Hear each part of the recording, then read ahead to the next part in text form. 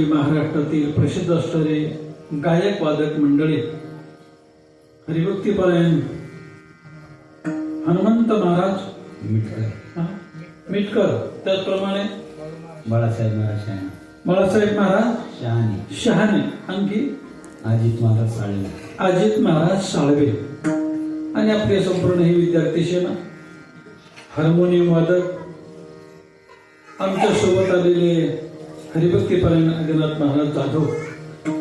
आपण बसलेल्या माणसामध्ये सर्व क्षेत्रातील चांगले मान्यवर या ठिकाणी उपस्थित आहेत. आमची ही विद्यार्थी सेना या ठिकाणी उपस्थित आहेत आणि आमच्या शेजारी उभे असलेले दोन आमचे भालदार चोपदार, एक आहे रुद्र महाराज आणि यांचा नाव हरी का. वा वा, पिठाला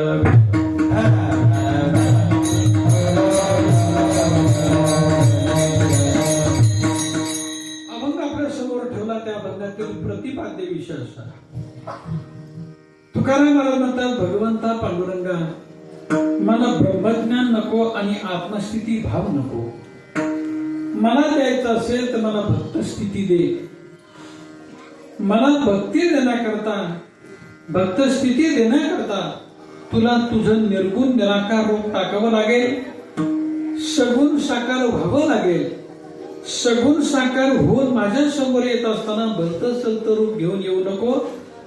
तुझ्या ज्या स्वरूपाला पाहून व्रजवासी गोपिका रमल्या, कृतार्थ धन्य झाल्या.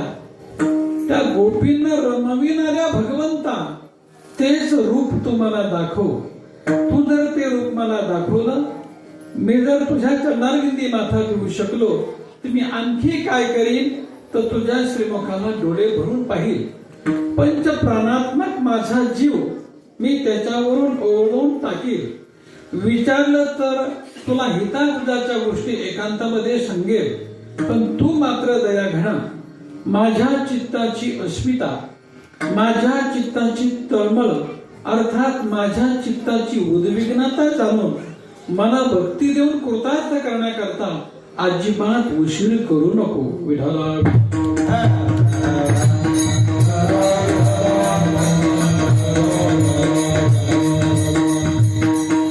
तुकाराम महाराज अभंगाच्या माध्यमातून परमात्म्याकडे मागणं मागतात. पण मागणं मागत असताना त्यांनी एक व्यवहारातली रीत वापरलेली. घेतल्यानंतर जीवनाचा उत्कर्ष करून देण्याकरता जे प्रतिबंधित आहे, जे प्रतिबंध करणार आहे, ते अजिबात नको म्हणतात. परंतु जीवनाचा उद्धार करणार जे आहे ते मात्र परमात्म्याकडे आग्रहपूर्वक मागतात. आता मनुष्य जन्माचा विचार केला तर मनुष्य जन्माच्या दृष्टीने ज्ञान हे अत्यंत महत्वाचं आहे. अभंगातील पहिल्या चरणातील पहिला शब्द आहे नको ब्रह्मज्ञान. नको आणि ब्रह्मज्ञान हे दोन शब्द जर संत वाङ्मयाशी ज्यांची जवळीक साधलेली आहे, गाथ्याचं पारायण करणारे माणसं आहेत, नेहमी कीर्तन श्रवण करणारे माणसं आहेत, अशा माणसाला निश्चित शंका येईल, ब्रह्मज्ञानासारखी गोष्ट आणि तुकाराम महाराज नको का म्हणतात. विठाला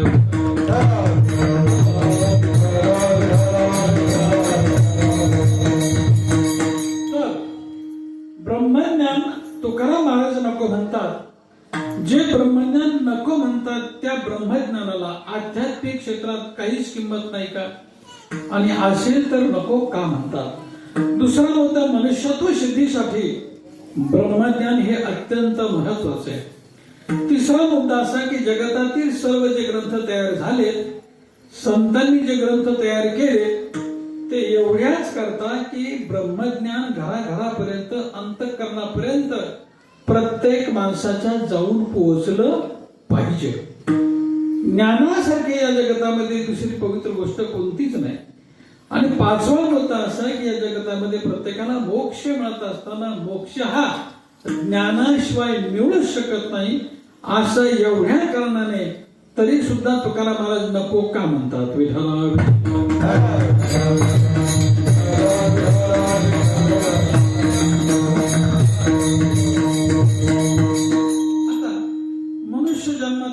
केला तर मनुष्य जीवनामध्ये किंमत विचाराला का आकाराला?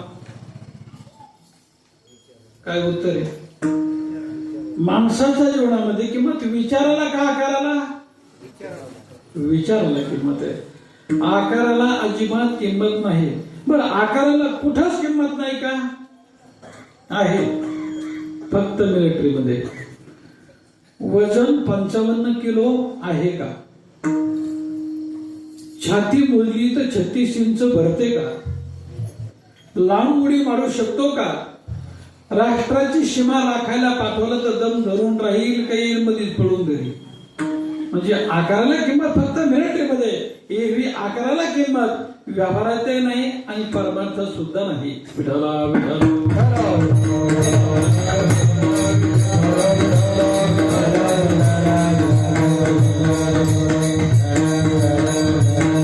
मी तर असं म्हणेल, उलट आकाराने जे जास्त मोठं असतं ते विचाराने एकदम छोटं असतं. शेतकरी वर्गातला दृष्टांत आहे. आपण सगळे शेतकरीच आहात.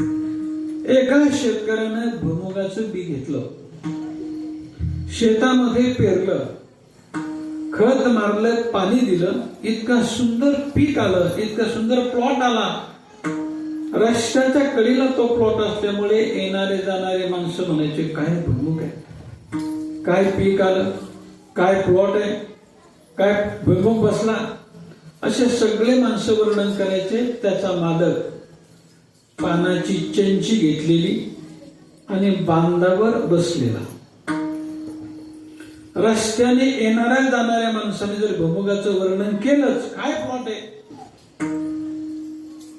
तर त्याला खूप आनंद वाटायचा आणि तो म्हणायचा, पाहुण्या या.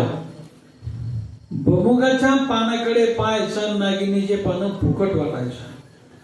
रोज 1000-2000 रुपये त्या पानांचा खर्च. आणि मग एकदा पाहुण्यांनी पान खाल्लं, यांनी पान खाल्लं की पान रांगात यायचं. जसं जसं पान रांगात येणार तशा गप्पा सुद्धा रांगात यायच्या.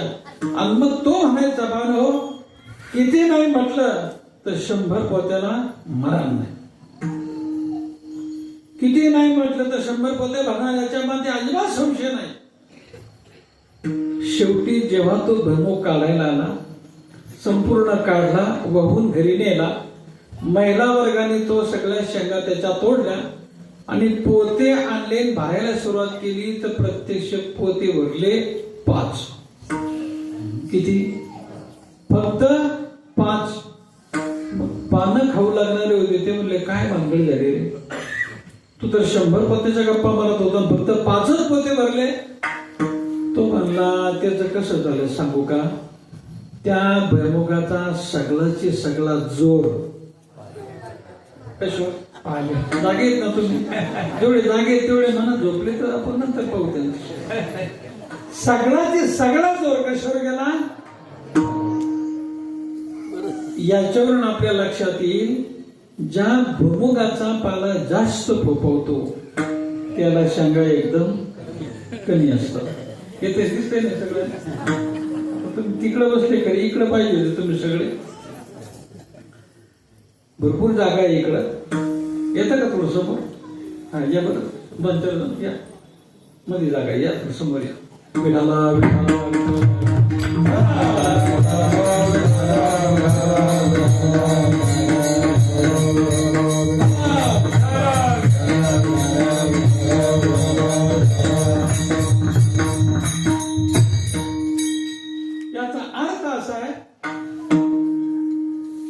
मनुष्य जीवनामध्ये किंमत विशेष रूपाने विचारायला.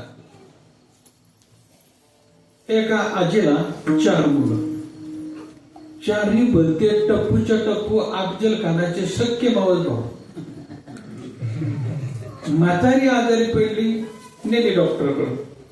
डॉक्टरनी चेक केलं, वय झालेलं होतं, सलाईन वगैरे दिलं, एक टॉनिकची बाटली दिली. डॉक्टर म्हटले, संध्याकाळी जेवण करू द्या आणि थोडस हलून औषध द्या आजीला, 2 चमचे संध्याकाळी दररोज. म्हातारीला घरी घेऊन आले, जेवायला बसले. त्याच्यातील एकाच जेवण ओळखलं आणि 3 जण जेवत होते.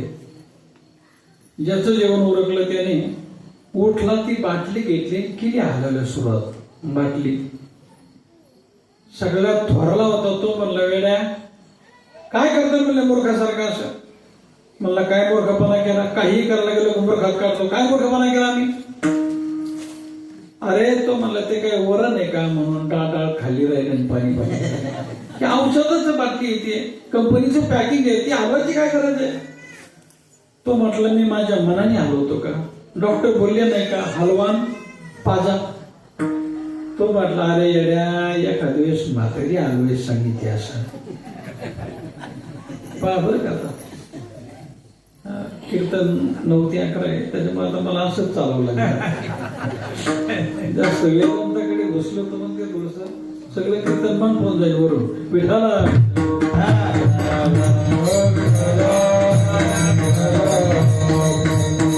अरे याला कदाचित म्हातारी हलवायला लावली असेल. बाकीची तिघ म्हणले दादा म्हणतो तेच बरोबर आहे, कारण म्हातारीनं खाल्लेली पोळी चांगली जिरली पाहिजे आणि मग हे वरून औषध पचते पडणार. आता चौघांचं ठरलं म्हातारी हलवायची. तिघांचे जेवण झाल्यानंतर आता ते चौघ भलते टपूचे टप्पू अफजल खानाचे सख्खे मावस भाऊ भलते जाडजूड दोघांनी धरले हात आणि दोघांनी धरले म्हातारी हलवली सुरुवात. म्हातारी हलवली हलवली हलवली घालवली. मी सगळ्याच्या 7च्या गाडीत काढून बघ. बुद्धीचं माप हे आकारावर ठरत नाही, ते विचारावरती अवलंबून असतं.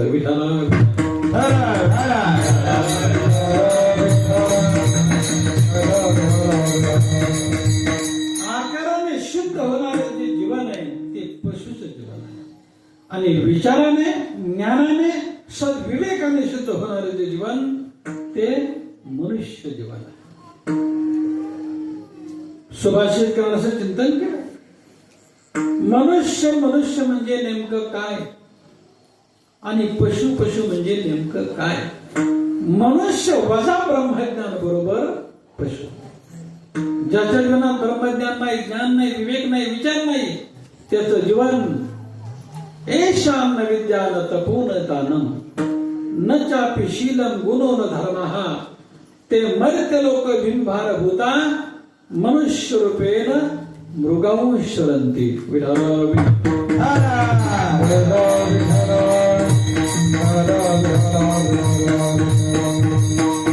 माणसाचा आणि पशुचा जर विचार केला तर 4 गोष्टीमध्ये त्यांचा आणि आपलं साम्य.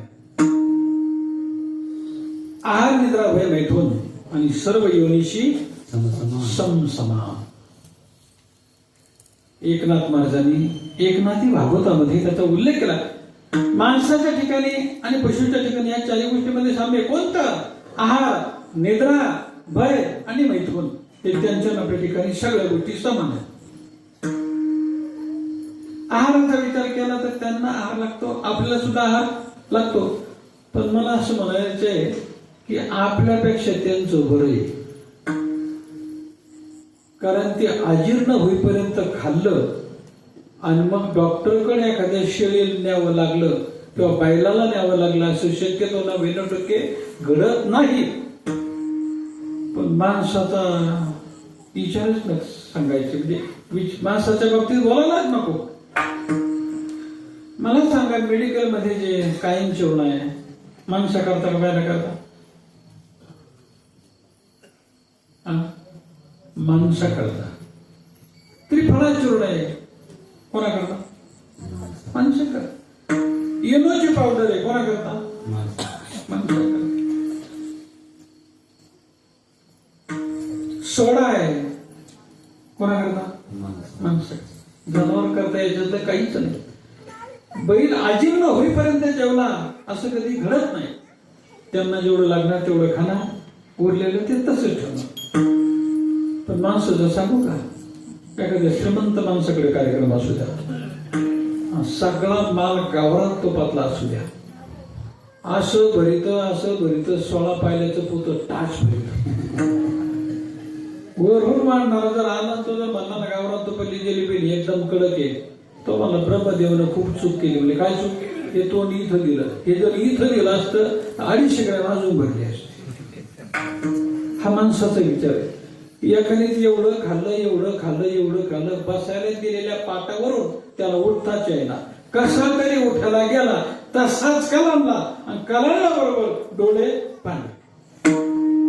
पळत गेले, डॉक्टरला घेऊन आले. डॉक्टर पटकन आले. डॉक्टरने विचारलं, काय भानगड आहे? तो मला गॅस ट्रबल. Gas trouble? हो. डॉक्टर म्हणले, पण एवढं खाल्ला कसा करता? तो म्हणलं, डॉक्टर साहेब बेद गावरान तुपातला होता. श्रीमंत माणसाकडे जेवण होतं. मला खूप भूक लागलेली होती आणि मी म्हणलं, घ्या भरून. डॉक्टर म्हणले, असं घेशील भरून पण या कधीशी जसं न मरून.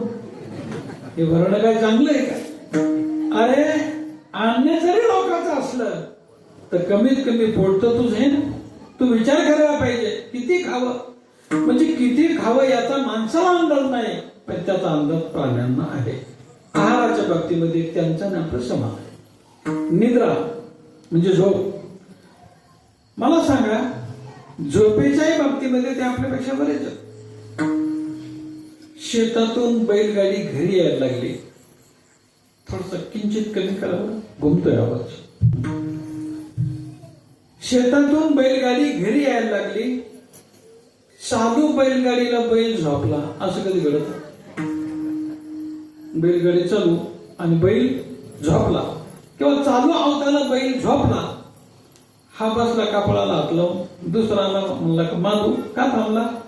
तर मला काय सुबने जरा झोपला. आणि मग मी म्हणलं, भाऊ दे त्याचा एक टुकला. असं घडत नाही? घडत. माणसं चालू कीर्तना झोपतात. दाखवू का कोण झोपलं? तुम्ही सगळे माझ्याकडे पाहता, मी तुमच्याकडे पाहतो. मला कोण झोपतंय बरोबर दिसतंय. जास्त नाही, पण एक दोन जणांना आणि थोडीशी झोळकती झोपेची. म्हणजे कुठं झोपावं याचं आपल्यापेक्षा त्यांना ज्ञान चांगलं आहे. आहार, निद्रा. भयाचा विचार केला तर भय त्यांच्या ठिकाणी आहे आणि भय माणसाच्या ठिकाणी आहे. जुन्या काळामध्ये माणसं मालकाने जर आसोडाला हात लावला तर बैल पटकन चकारीवर यायचा किंवा तासावर यायचा. म्हणून जुने माणसं तारणाच्या पाल्याचा गोंडा कुठं लावायचे? झोपाशी बांधायचे, तो बैलाला दिसू नये. कारण आसोडाला हात लावला की त्याला भीती आहे.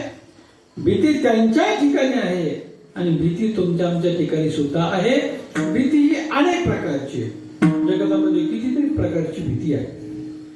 एखाद्या माणसाकडे भरपूर पैसे असतील, सगळ्या प्रकारचे भोग असतील, तर त्याही माणसाला रोगाची भीती आहे. भोगे रोग भयम, फुले च्युती भयम, पित्ते नृपाना भयम. अनेकांना अनेक प्रकारची भीती.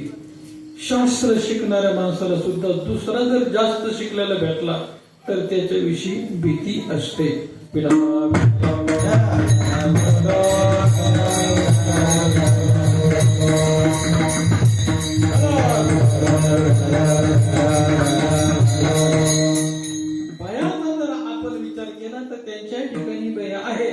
आणि आपल्या ठिकाणी भय आहे. भयाचा विचार सुभाषितकारांनी जवळजवळ 10-11 प्रकारच्या रूपाने तो प्रगट केलेला आहे.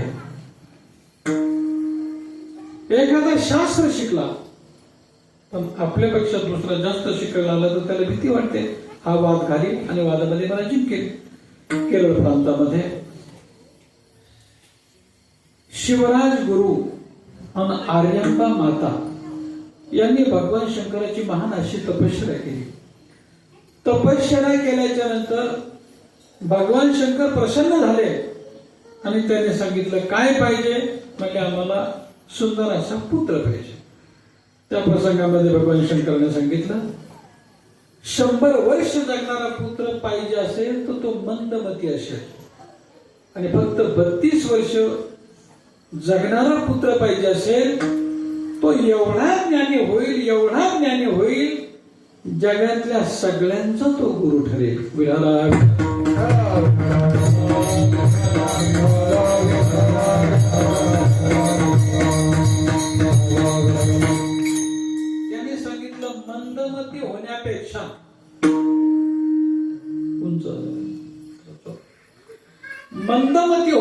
करण्यापेक्षा ज्ञानी झाला तर फार बरं. त्यांनी सांगितलं तो एवढा ज्ञानी होईल की सगळ्यांनी त्याला प्रश्न विचारे, मार्ग विचारावा, भक्तीची वाट विचारावी, एवढा मोठा होईल. म्हणजे ठीक आहे, असंच पाहिजे. त्यांच्या पोटी भगवान शंकराने विचार केला, असा पाहिजे असेल तर मला जन्म घ्यावा लागेल.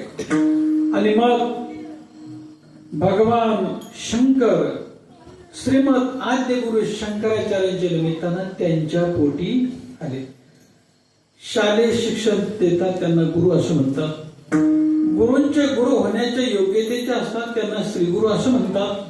सद्वस्तूंची प्राप्ती करून देतात त्यांना सद्गुरु असं म्हणतात. आणि अवघ्या जगाला पडलेला प्रश्न निवारण करण्याची शक्ती, समाधान करण्याची शक्ती ज्यांच्यात असते त्यांना जगद्गुरु असं म्हणतात.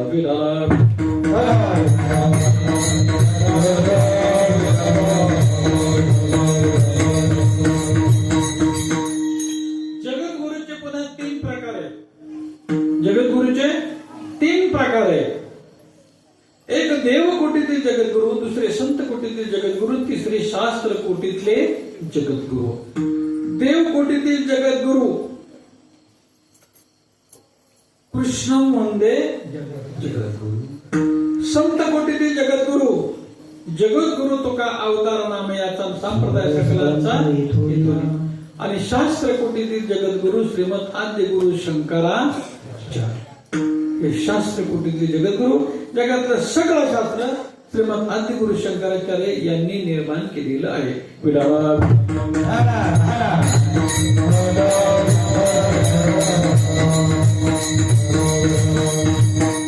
त्यांच्या उदरी आले आणि आई बरोबर गंगेवर स्नान करता गेले. मगरीने त्यांचा पाय आपल्या मुखामध्ये धरला. मगर सोडायला तयार नाही. मगरीने सांगितले मी सोडील पण एका अटीवर, जर तुम्ही काशीला जाऊन संन्यास घेत असाल तर मी तुमचा पाय सोडते असं आईला सांगा. आई, ही मगर मला सोडत नाही. मी जर संन्यास घेतला तर ती मगर सोडू शकते, परंतु मी जर संन्यास घेत नसेल तर ही मगर मला सोडू शकत नाही. या मगरीचं म्हणणं असं राहील, याच्यासाठी केला होता अट्टहास, याच्यासाठी केला होता अट्टहास. शेवटचा दिवस गोड व्हावा, शेवटचा दिवस गोड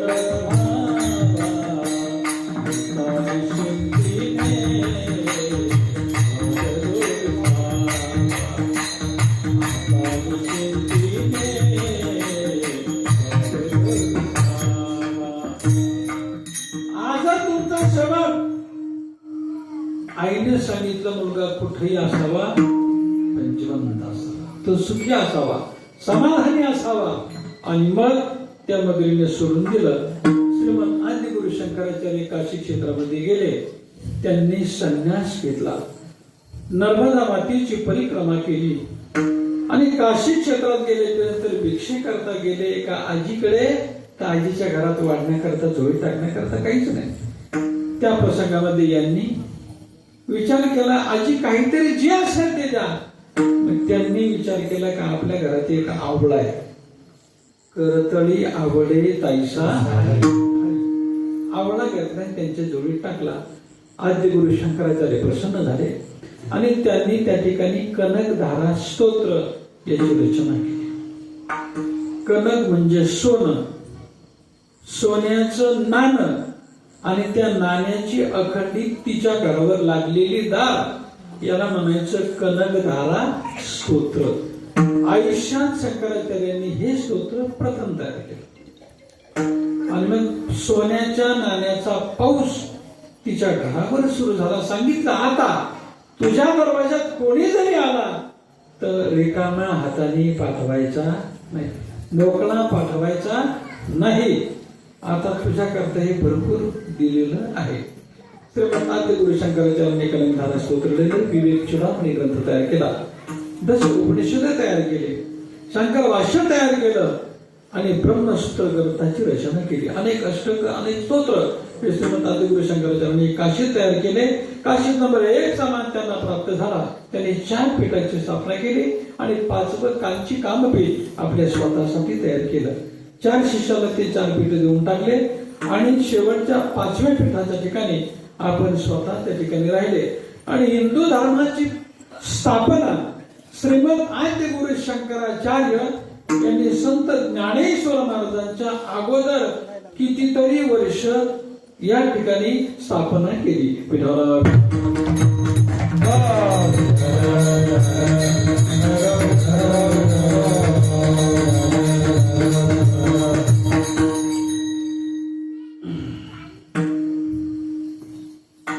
शंकराचार्यांनी ज्ञानेश्वर महाराजांच्या कित्येक वर्ष सनातन धर्माची, हिंदू धर्माची मुहूर्त मिळवण्याचं काम या ठिकाणी केलं. शंकराचार्य हे दुसरे तिसरे कोणी नसून स्वतः भगवान शंकर, स्वतः भगवान शंकर. महिष्मती नगरीमध्ये आल्याच्या नंतर, महेश्वर या ठिकाणी आल्याच्या नंतर मंडल मिश्रांना मी पंडित आहे याचा अभिमान होता. त्यांच्या घरी गेले आणि वाद घालून नास्तिक विचाराचं खंडन करून आस्तिक मताचं तिथं मंडन केलं आणि मग शंकराचार्यांनी मंडन मिश्र आणि त्यांच्या धर्मपत्नीला वादामध्ये जिंकलं. एखादा शास्त्र पंडित असला त्याला जर अभिमान असेल तर तो अभिमान दुसरा जास्त मोठा शिकलेला पंडिताला तर त्याचा अभिमान नष्ट होतो. एखाद्या शास्त्र शिकणाऱ्या माणसाची त्यालाही भीती असते. म्हणून आहार, निद्रा आणि भय हे त्यांच्या आणि आपल्या ठिकाणी समान पद्धती. आता शेवटचं राहिलं मैथून. मैथून माणसाच्या ठिकाणी आहे आणि मैथून प्राण्यांच्याही ठिकाणी आहे. त्याही बाबतीमध्ये ती मंडळी आपल्यापेक्षा पुढे हो. शहरचा प्रश्न सोडा, पण जुन्या काळामध्ये खेडेगावात एखादा पाहुणा जर चालला तर त्याला कोंबडी जर समोरून दिसली ना तर ती मध्यभागी चालायची व्हिक्टोरियाच्या राणीसारखी. पुढं 5-25 पिल्लं आणि पाठीमाग 5-25 पिल्लं, 50 पिल्लांचा समुदाय घेऊन ती निघायची. समोरून जर एखादा कोणी आला तर मग ती त्याला म्हणायची, मेरा भारत. पुढं काहीच नाही. मेरा भारत महान, माझा भारत महान आहे. तोच पाहुणा जर 3-4 महिने तिला भेटला आणि त्याने जर विचारलं, बहनजी अपना इतना बड़ा परिवार था लेकिन अभी वो किधर गया, आणि मग ती सांगायची, कोई चिल्ली ले गई, कोई बिल्ली ले गई, कोई मंत्री ले गए, सब हो गई बाटा बाट, एकही शिल्लक राहिलं नाही. ती मंडळी आपल्यापेक्षा निश्चितच पुढे आहेत. आजच्या काळामध्ये हम दो आणि हमारे, आपल्याला किती, 1 मुलगा 1 मुलगी, याच्यापेक्षा संतती दादा नाही. पण कोंबडी सारख्यांना 50 पिल्लं व्हावे. याच्यापेक्षा ढेकणाला किती पिल्लं होतात माहितीये का तुम्हाला एका दिवसात? माहिती नाही? ढेकणाला एका दिवसामध्ये 75 पिल्लं होतात. किती? 75. म्हणून ज्या घरात ढेकणं झाले त्या घरात एवढी साई सुरू होती, भराभरावर त्यांची वृत्ती होती. म्हणजे ही मंडळी आपल्यापेक्षा त्याही बाबतीमध्ये पुढेच आहे. 4ही गोष्टीमध्ये त्यांचं जर आपलं साम्य असेल तर माणसाच्या ठिकाणी वेगळे पण काय आहे तर शास्त्रकारांनी सांगितलं, तेषाम नराणाम मधिको विशेषो आणि ज्ञानेन हीन पशुभी समाना. माणसाच्या ठिकाणी विशेष आहे, त्याचं नाव ज्ञान.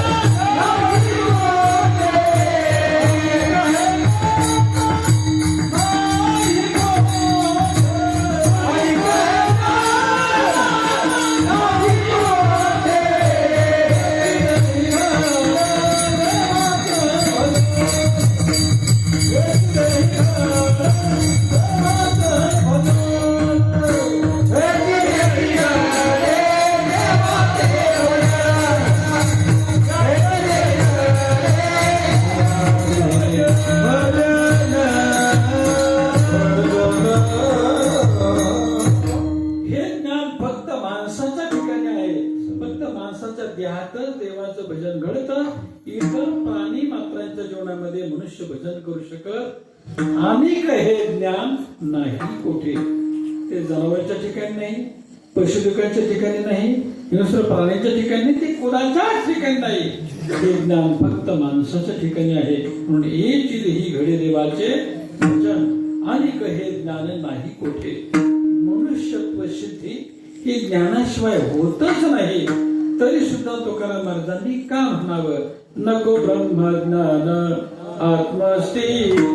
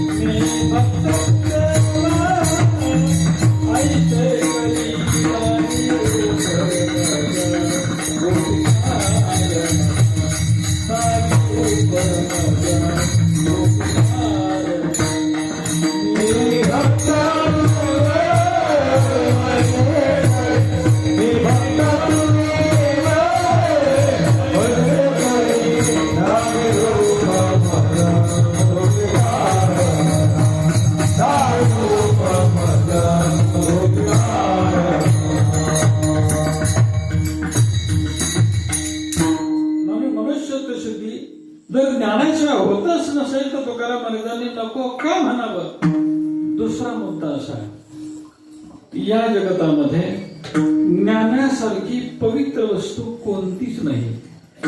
नाही ज्ञानेन सदृशम पवित्र निह विद्यते तत् स्वयं योग संशिते कालेनात्मनि विंदती. या जगात ज्ञान हे अत्यंत पवित्र आहे. ज्ञानासारखं पवित्र दुसरं काहीही नाही. तरी सुद्धा तुकाराम महाराजांनी काय म्हणावं, नको ब्रह्मज्ञान आत्मस्थिती भाव आणि मी भक्त तू देव ऐशे करी.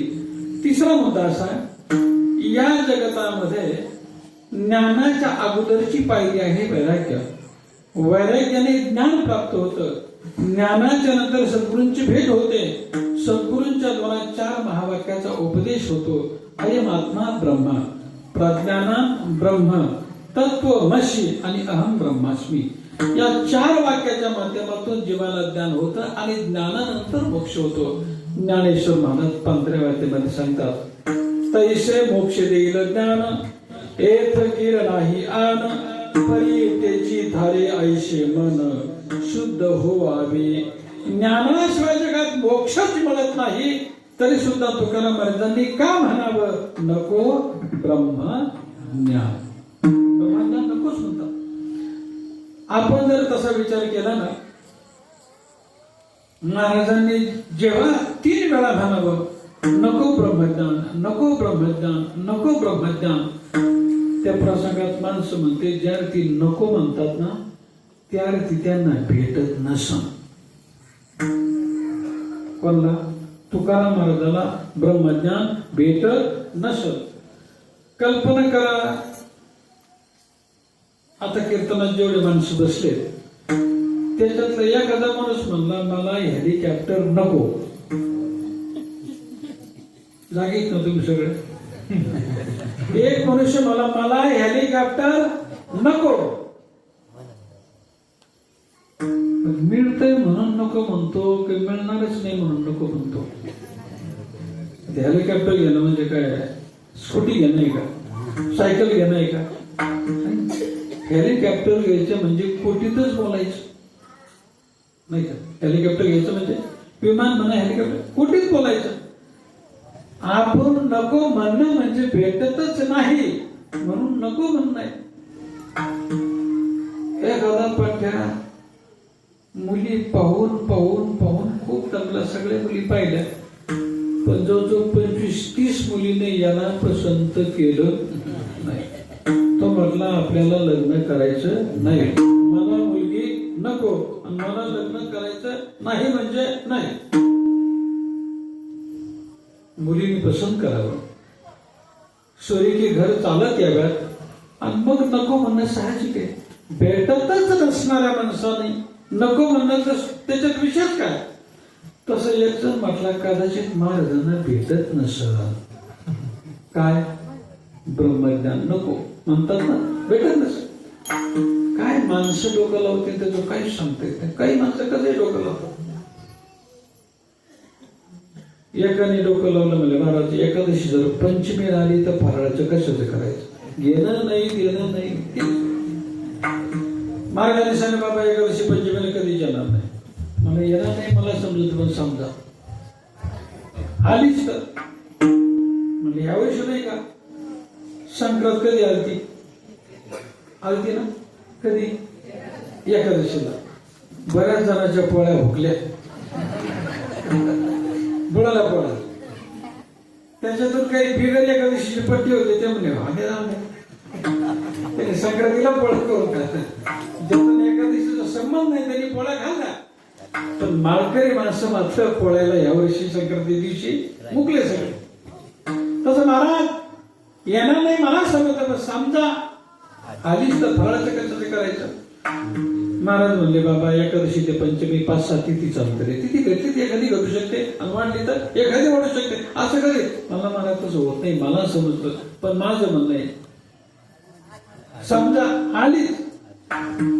महाराजांनी विचार केला तर हात मॅड दिसतोय, त्याला उत्तर आपण सांगू निघून जाऊ. महाराजांनी सांगितलं, बाबा तसं तर होणार नाही, पण तू म्हणतो आलीच आलीच आलीच, तर फराळाचं कशाचं करायचं. महाराजांनी सांगितलं, सांगतो कशाचं करायचं, पण लक्ष देऊन ऐक. झोपेत नाही ना तू अर्धा, म्हणजे नाही मी जागाचे. म्हणलं एकादशीला जर पंचमी दिवशी जर एकादशी आली तर फराळ कशाचं करायचं. गावरान तुपात लोण्याचे भजे काढायचे आणि त्याचा फराळ करायचा. तो म्हणला, महाराज हे काय लहान लेकराला सांगता का, आमच्या रुद्रसारख्याला सांगता का, हरीसारख्याला सांगता. मी एवढा मोठा आणि तुम्ही सांगता गावरान तुपात लोण्याचे भजे काढायचे. गावरान तुपात लोण्याचे भजे कधीच होणं शक्य नाही. महाराज म्हटले होणं शक्य नाही हे मला समजतं, पण समजा आता त्याची जागा महाराजांनी घेतली. समजा झाले तर तुला फराळाचं करायला काही हरकत नाही. म्हणलं महाराज होणार नाही. गावरान तुपात लोण्याची भजे काढायला गेलं तर ते लोणी तूप रूप होईल, एकही भज कढईच्या बाहेर येणार नाही. महाराज म्हटलं येणार नाही हे मला समजतं, पण समजा आलंच तर फराळाचं करायला तर तुला सुद्धा काही हरकत नाही. काय माणसं डोकं लावतील, काहीच नाही सांगते. काही तपट्टे देवाच्या निसर्गाच्या रचनेमध्ये देवाची चूक काढायला जातात. देवाची एक विद्यापीठाचं कृषी अधिकारी, त्याच्या हाताखाली शिपाई, गळ्यात माळ आहे, हरिपाठ पाक आहे, कपडाला गंध लावतो, ज्ञानोबराची वारी करतो आळंदीची. असा एक साधा भोळा बिचारा रोज नित्यनेमाने हरिपाठ करणारा. त्याच्या खिशात त्याने पुस्तक पाहिलं अधिकारीने. म्हणजे कोणतं पुस्तक आहे, म्हणजे हरिपाठाचं. काय करतो म्हणजे रोज घेतो हरिपाठ. हरिपाठ कीर्ती मुखे झाली काय आणि पवित्राची होय त्याचा. नित्यने मनामी ते पाणी तुळशीची.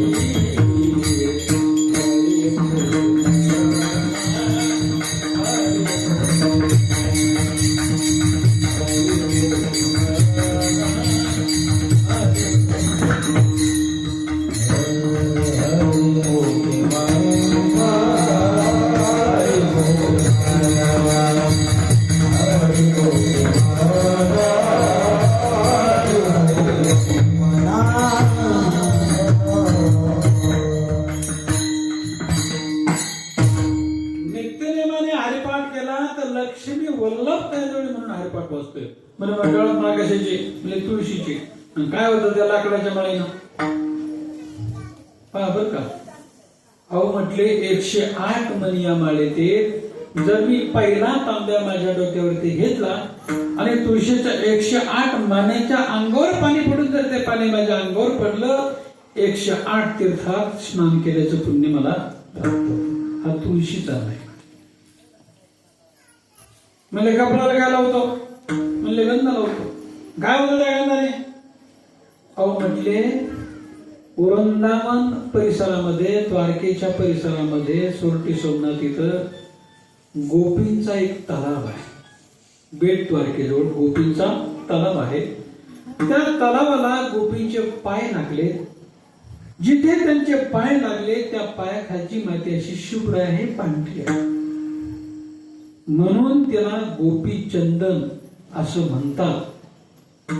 त्याला काय गोपीचंद असं म्हणतात. गोपींच्या पायाचा स्पर्श ज्या मातीला झाला, ती माती जर कपाळाला लावली आपल्या श्रेष्ठ, तर आपल्या जीवनाचा उद्धार आहे.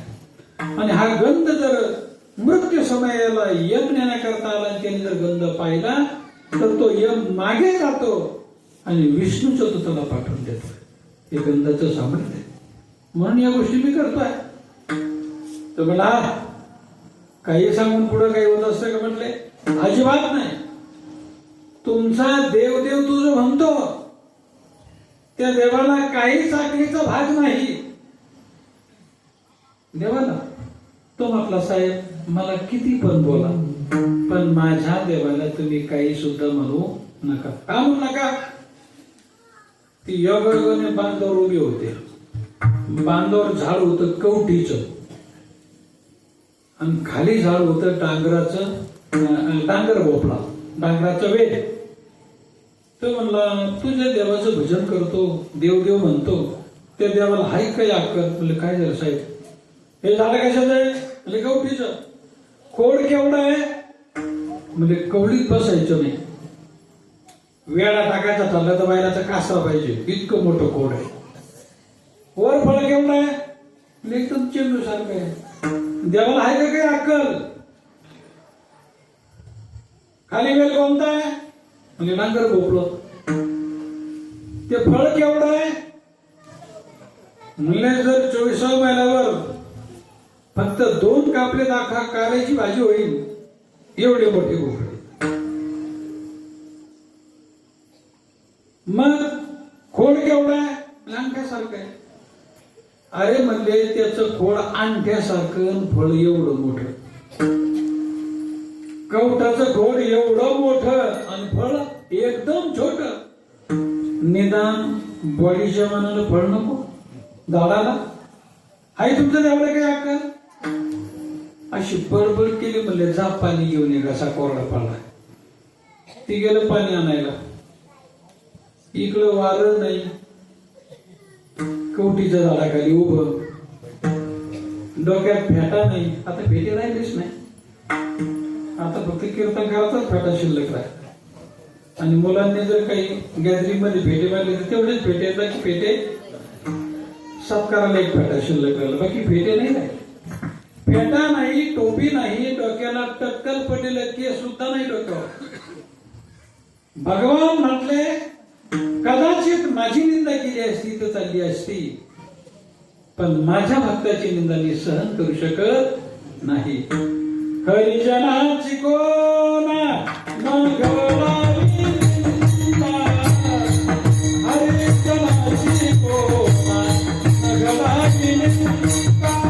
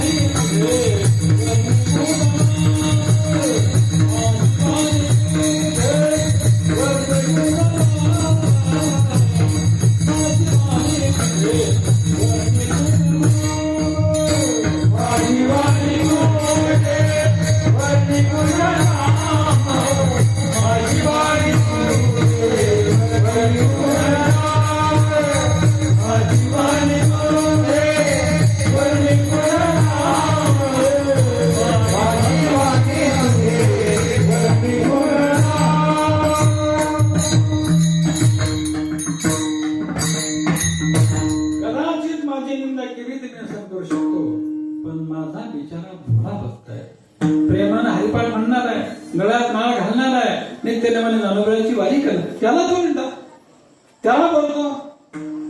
भगवंताने ते सहन नाही झालं. 100 फुटून कच्चच कौट सुटलं. फळ सुटत असत पण कधी पिकलिया शेंदे कडूप न गेल्या, पिकलिया शेंदे कडूप न गेले, तैसे आम्हा केले पांडुरंगे, तैसे आम्हा केले पांडुरंगे, पिकलिया शेंदे कडूप न गेल्या, पिकलिया शेंदे.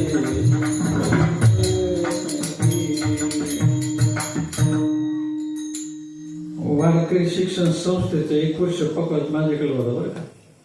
योगा गणित 3ऱ्या वर्षाला 1ल्या नंबरचा असायचा, त्याच्याकडे पकवाज असायचा. पकवाज माझ्याकडे होता. तुम्ही तयारी करा, मोठे पकवाज होता. पिठाला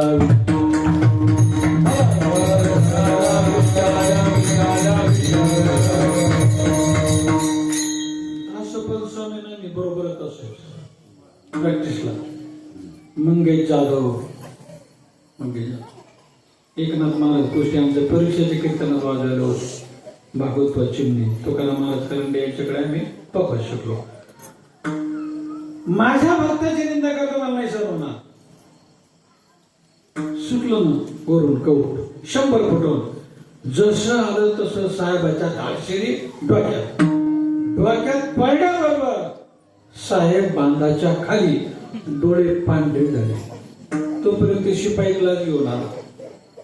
तुम्हाला साहेब आता चांगले होते. 5च मिनिटात काय झालं, येऊन पाहतो तर जीव बाहेर आली. साहेबांची डोळे पांढरे झाले, बेशुद्ध पडले. त्याने आणल्याबरोबर तोंडावर पाणी शिंपडलं, 2-3 घोट तोंडात टाकलं आणि मग साहेबांनी डोळे उघडले. झोपलेले साहेब यांनी कसे तरी असे उठवून बसवले. जेव्हा पाहिलं त्यांचे डोळे उघडले, तर डोळे उघडल्याबरोबर त्यांनी पाहायला सुरुवात केली. अगोदर ते डांगराच्या बोबळाकडे पाहायचे, नंतर कवठाकडे पाहायचे.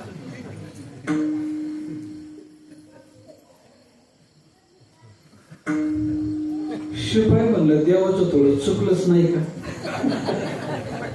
तुम्ही जागे आहेत कसं झोपले? तुम्हाला झोप येऊ नये म्हणूनच हे चाललेलं आहे. माझं कीर्तन फारडा करून जाईल असे. साहेब भगवंताचं थोडं चुकलंच नाही का? बाल बाल बाल बाल बाल बाल बाल बाल बाल. आता माझी पुरी धरली. इथून पुढे मी तुला एक शब्द सुद्धा बोलायचं नाही. उलट नित्यनेमाने मी तुझं दर्शन घेईन. तुमच्या देवाने जे केले ते एकदम बरोबर आहे. जर माझ्या म्हणण्याप्रमाणे हे फळ तिथं आणि ते इथं असतं तर आज आपलं डायरेक्ट भरीतच झालं असतं. काय माणसं कशी चूक करतील, कुठं डोकं लावतील काही सांगता येत नाही. तसं महाराज नको म्हटल्याच्या नंतर काही लोक म्हणले कदाचित त्यांना भेटत नसेल म्हणणं 100% चुकीचं आहे. पिढाला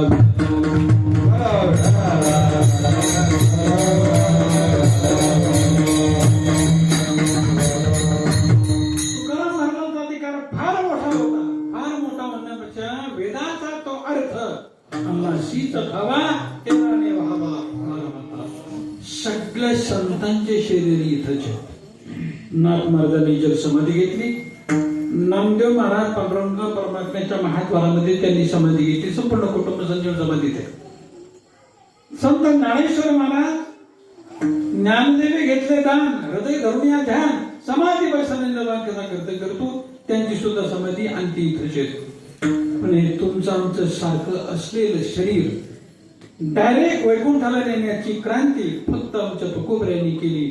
म्हणून तुका सर्वा श्रेष्ठ प्रिय अम्मा तो तुकारामांचा अधिकार फार मोठा म्हणण्यापेक्षा राम आणि तुकाराम यांची तुलना रामेश्वर भट्टांनी करत असताना ते म्हणतात रामाचा विचार केला तर राम हा असलेलाच राम आहे, विशेष नाही.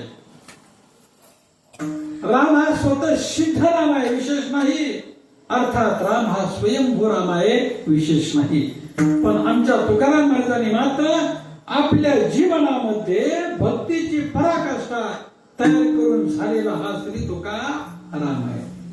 तुकिता तुलनेशी ब्रह्म तुका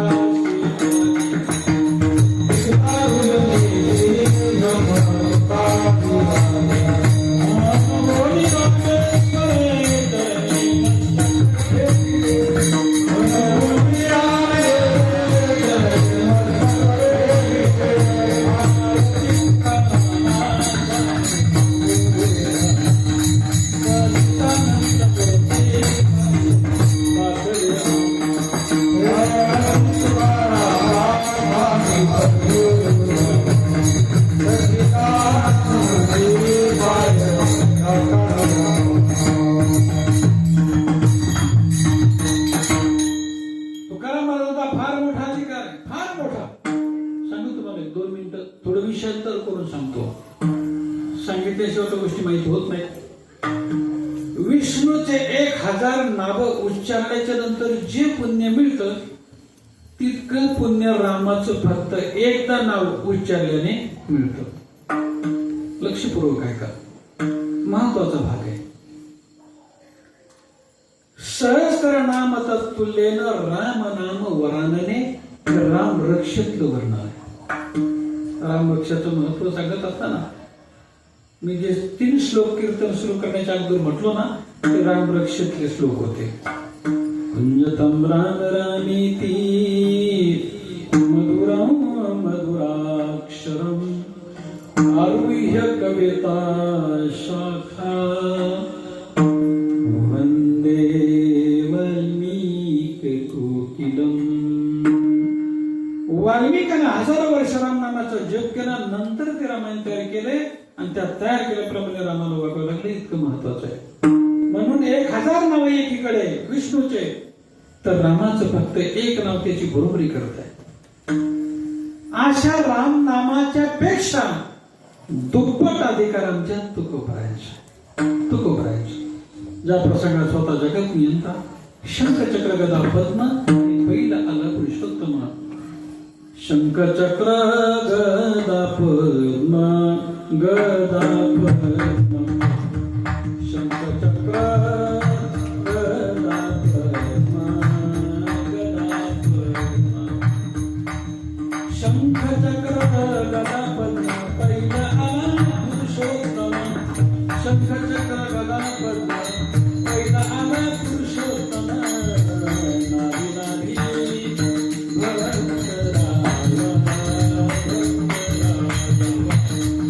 नाभी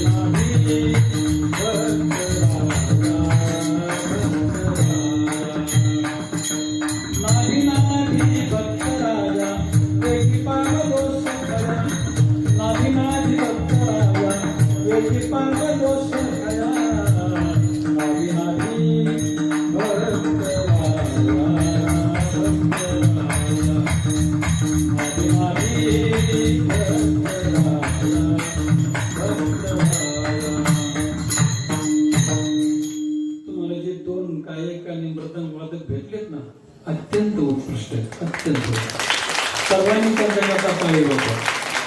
झोपेच्या सुद्धा जागा करा. विठाला विठाला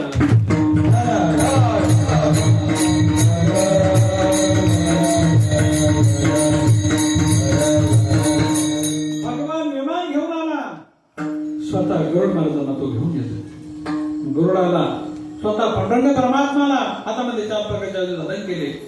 आणि जेव्हा तुकाराम महाराजांना आता विमानात बसवायचे, त्या प्रसंगामध्ये स्वतः पांडुरंग परमात्म्याने हातामध्ये ताट घेतलं. ताट, त्या ताटामध्ये सगळ्या वस्तू ठेवल्या आणि जया पूजिले आदरे विमानस्थ गेले पयान प्रसंगे. तुकाराम महाराजांची पहिली पाद्यपूजा स्वतः पांडुरंग परमात्म्याने कपाळाला तिलक लावला, अक्षता लावल्या, तुकोबरांच्या गळ्यामध्ये पुष्पहार घातला, डोक्यावरती फुलं ठेवले. पाद्यपूजा स्वतः त्यांनी केली आणि नंतर तुकाराम महाराज एक एक पाऊल टाकून विमानामध्ये बसले. स्वतः भगवंताने ज्यांची पूजा करावी एवढा मोठा अधिकार त्या श्री तुकोबरायांच्या. किती मोठा अधिकार आहे. पूजा होते मोक्ता फळी फळी, पूजा होते मोक्ता फळी, पूजा होते मोक्ता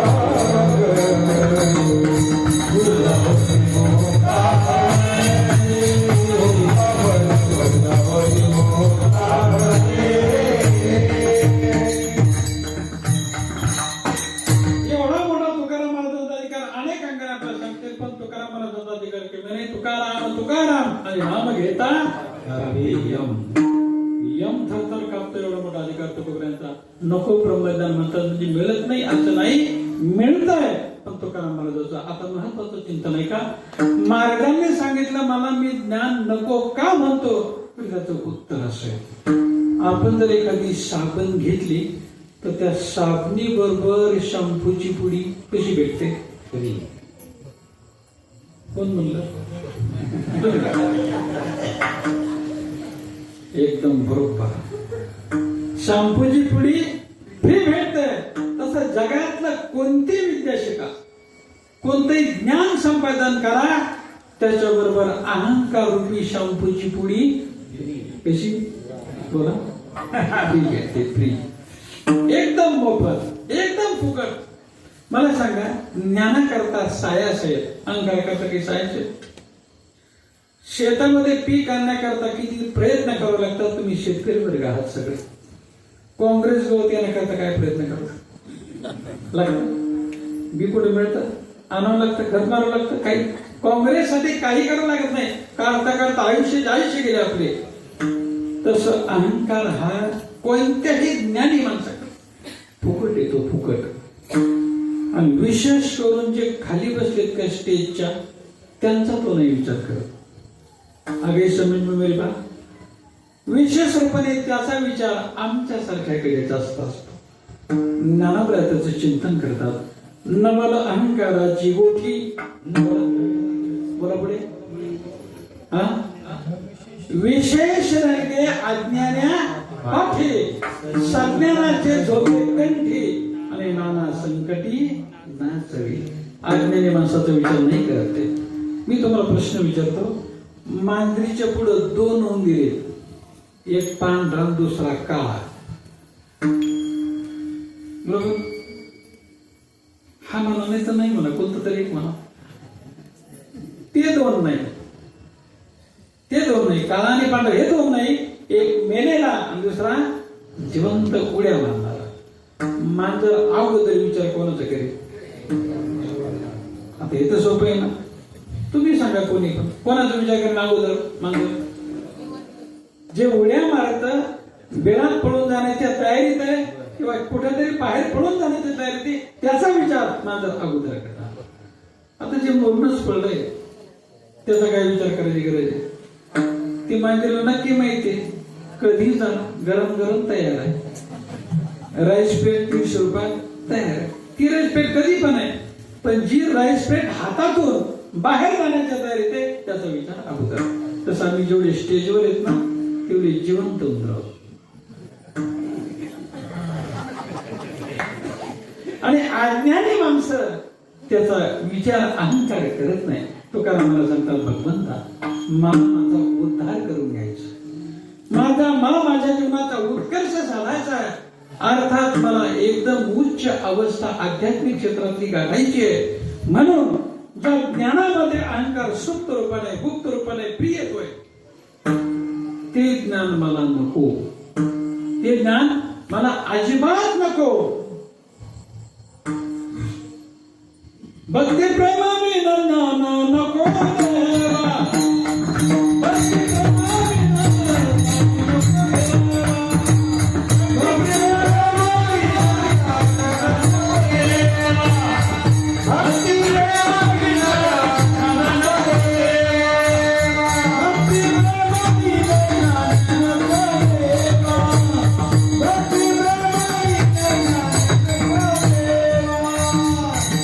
प्रेमाने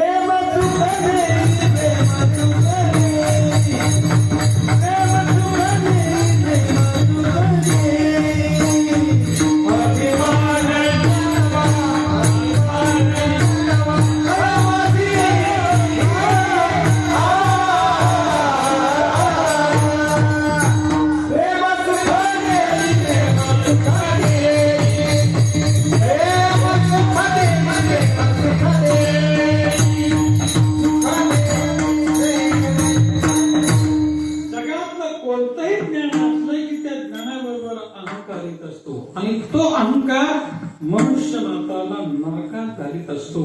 तुका म्हणे नरकी घाली अभिमान आणि जरी होय ज्ञान गर्व ताठा.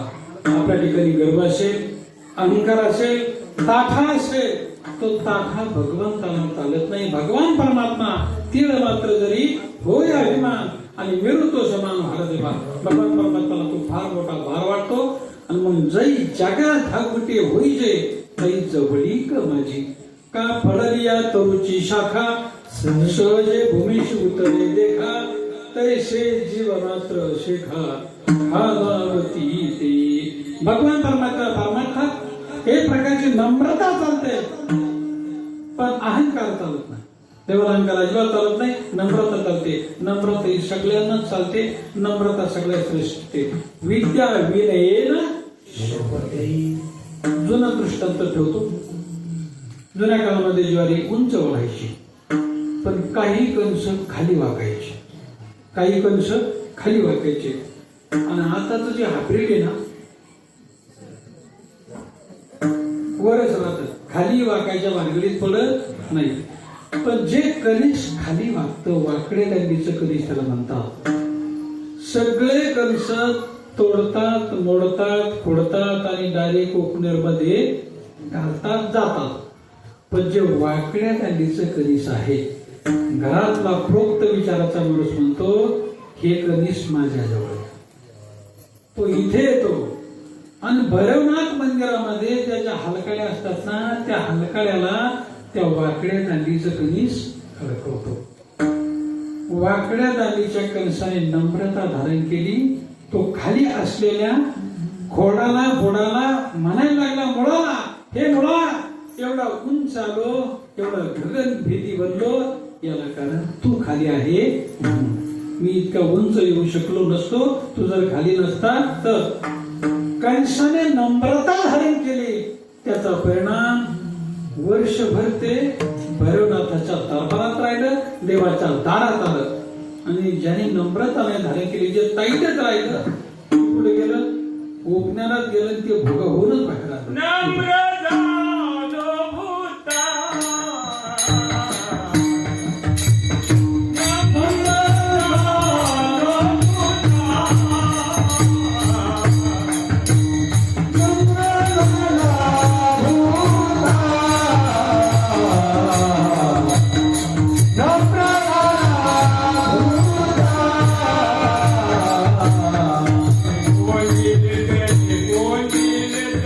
कोण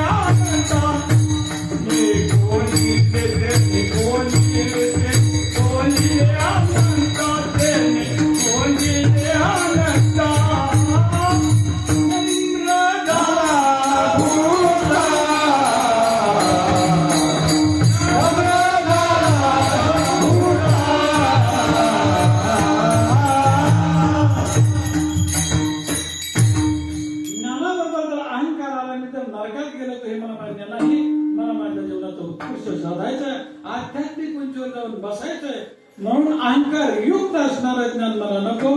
अभंगाचं प्रथम चरण. नको ब्रह्म